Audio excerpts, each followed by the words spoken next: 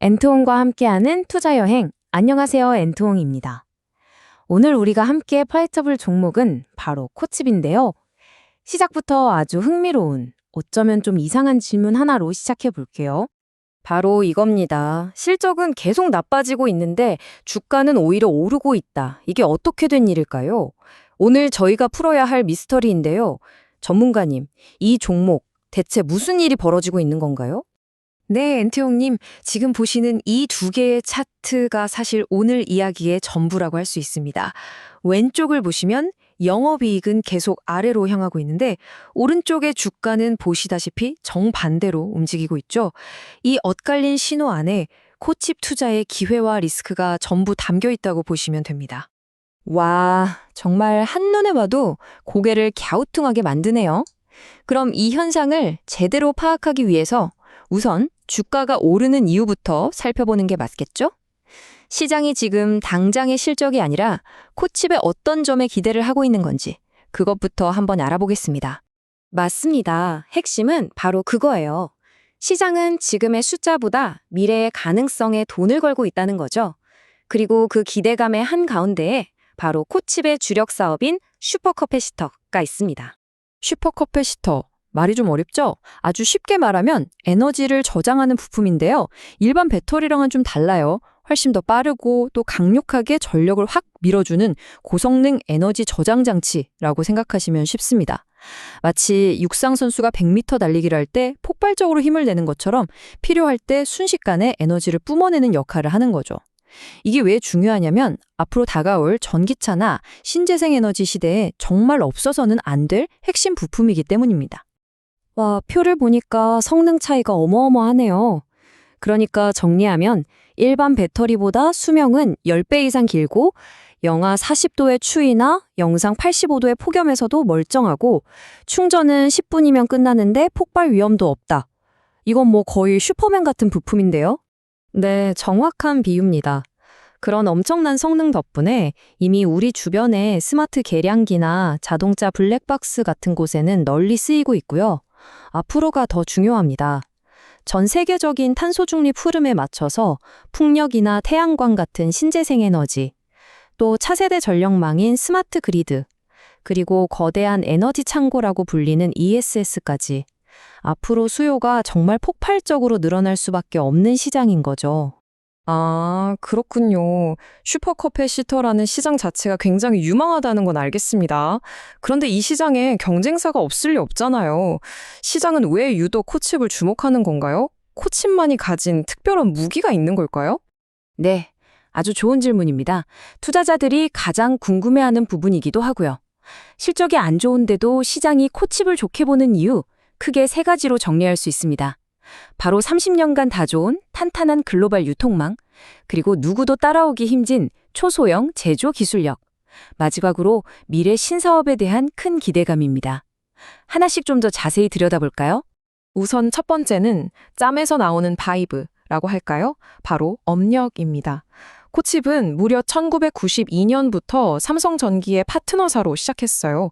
30년이 넘는 시간 동안 전 세계를 상대로 전자부품을 팔면서 쌓아온 이 끈끈하고 견고한 유통망은 다른 신생 기업들이 돈으로도 살 수 없는 아주 강력한 경제적 해자가 되는 겁니다. 그리고 두 번째, 바로 이 숫자입니다. 영하 40도에서 영상 85도.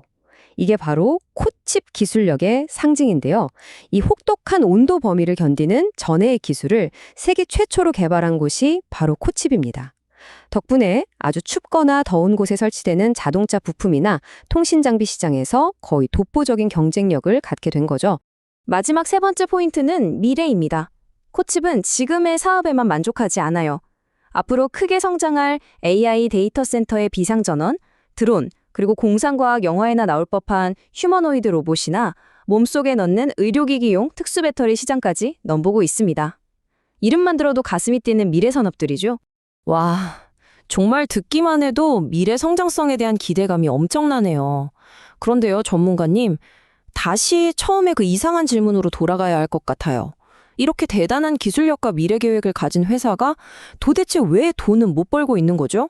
이익은 왜 계속 줄어들고 있는 건가요? 네, 이제 장밋빛 미래에서 잠시 벗어나서 냉정한 현실을 봐야 할 시간입니다.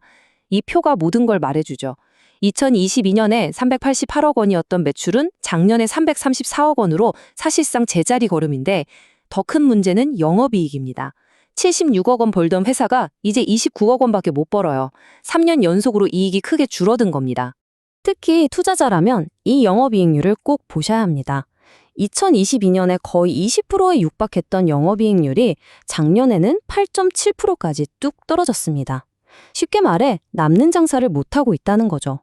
이익률이 반토막 이상 났다는 건 수익성 악화가 정말 심각한 수준이라는 신호입니다. 그럼 도대체 왜 이렇게 수익성이 나빠졌을까요? 리포트를 뜯어보면 그 원인으로 판매 관리비 증가를 지목하고 있습니다. 판관비는 뭐냐면요. 직원들 월급 주거나 광고하는 것처럼 물건 팔고 회사를 운영하는 데 들어가는 비용을 말하는데요. 매출에서 이 판관비가 차지하는 비중이 2023년 16.5%에서 작년 20.5%로 무려 4%포인트나 늘었습니다. 버는 건 비슷한데 씀씀이가 커지니 당연히 이익이 줄 수밖에 없는 구조가 된 거죠. 아하, 판관비 증가가 발목을 잡았군요. 자, 그럼 정리가 되네요. 슈퍼커페시터라는 엄청난 미래 성장 엔진을 가지고 있지만 당장은 수익성이 계속 나빠지고 있다. 투자자 입장에서는 정말 양날의 검처럼 느껴지겠어요. 고민이 깊어질 수밖에 없는 지점이네요. 맞습니다. 결국 코칩 투자는 이 저울 위에서의 선택입니다. 회사가 가진 독보적인 기술력과 미래 성장 가능성이라는 기대감에 무게를 둘 것인가, 아니면 3년째 이어지고 있는 수익성 악화라는 현실의 리스크에 더 무게를 둘 것인가. 바로 이 지점이 투자의 성패를 가르는 핵심적인 판단 기준이 될 겁니다. 네, 그래서 오늘 분석을 마무리하면서 투자자 여러분이 스스로에게 꼭 던져봐야 할 질문을 한 문장으로 정리해봤습니다. 코칩의 독보적인 기술과 미래 성장성을 믿을 것인가? 아니면 악화되는 현재의 수익성을 더 큰 리스크로 볼 것인가? 이 질문에 대한 여러분 각자의 답이 곧 투자 결정이 될 겁니다. 네, 전문가님 명쾌한 정리 감사합니다. 그럼 오늘 내용 마지막으로 세 줄로 딱 요약해 드릴게요. 첫째, 코칩은 주가와 실적이 따로 노는 아주 흥미로운 기업이다. 둘째, 슈퍼커페시터의 미래 성장성과 기술력은 확실한 강점이다.